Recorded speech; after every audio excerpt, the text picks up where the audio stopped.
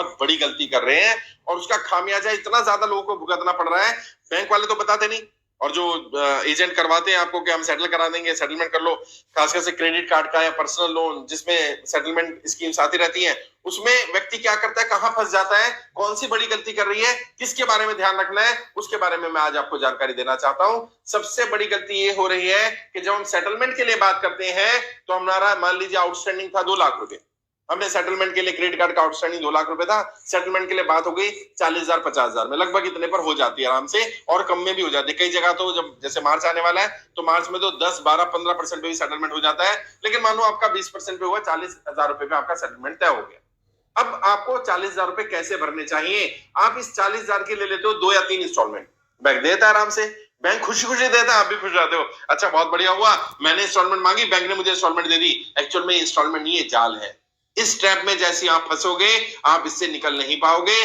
क्यों? क्योंकि यदि आपने 3 या 4 इंस्टॉलमेंट बनवा ली, बैंक दे देगा, अगर आपकी एक भी इंस्टॉलमेंट बाउंस हो गई तो जो बैंक नहीं बताता आपको, जो बैंक के कर्मचारी नहीं बताते, आपका सेटलमेंट कैंसिल माना जाएगा और जितना पैसा आपने भरा होगा वो सारा पेनल्टी, सरचार्ज, इंटरेस्ट में काट लिया जाएगा और फिर आपको रीसेटलमेंट करने के लिए बोल दिया जाएगा।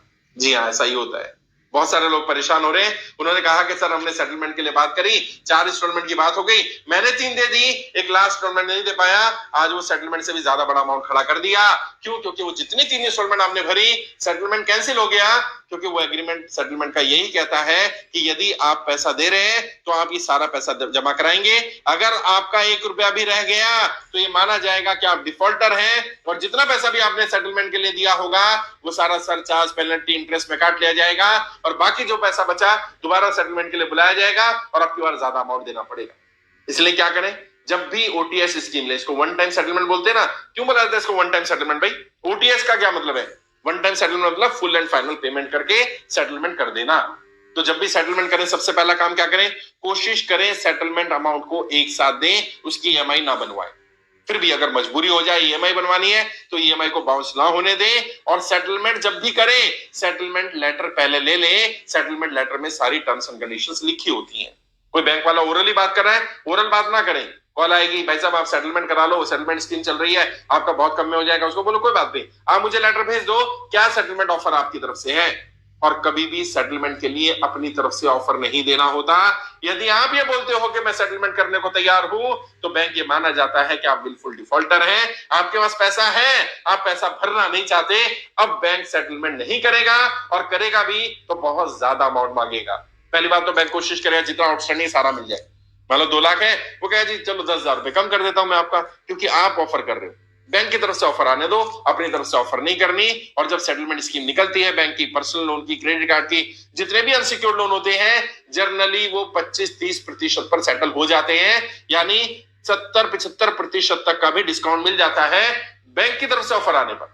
अपनी तरफ से अगर आप ऑफर का इंतजार करेंगे, ऑफर देंगे, इंतजार करेंगे तो ठीक है, अगर अपनी तरफ से ऑफर देंगे तो पूरी संभावना आपको पूरा अमाउंट भरना पड़ेगा या ज्यादा अमाउंट भरना पड़ेगा। अगर आप चाहते हो कम अमाउंट भरना पड़े या आप अपने हिसाब से सेटलमेंट करें तो बैंक को ऑफर आने दीजिए। जब बैंक की तरफ से ऑफर आएगा, बैंक का व्यक्ति कॉल करेगा, तब उससे सेटलमेंट लेटर मांगिए। और जैसे मैंने बता दिया सेटलमेंट वन टाइम है क्योंकि इसका नाम ओटीएस है। ओटीएस का full form one time settlement. तो वन टाइम सेटलमेंट कर रहे हैं तो मतलब आप as it is one time में पैसा देने को तैयार हैं। अगर आपको लग रहा है मुझे 3 महीने लगने वाले हैं तो बेहतर ये रहेगा 3 महीने बाद सेटलमेंट किया जाए। पैसा लेकर के बैठोगे तो 10-20% और तोड़ लोगे, 10-20% और कम भरना पड़ेगा।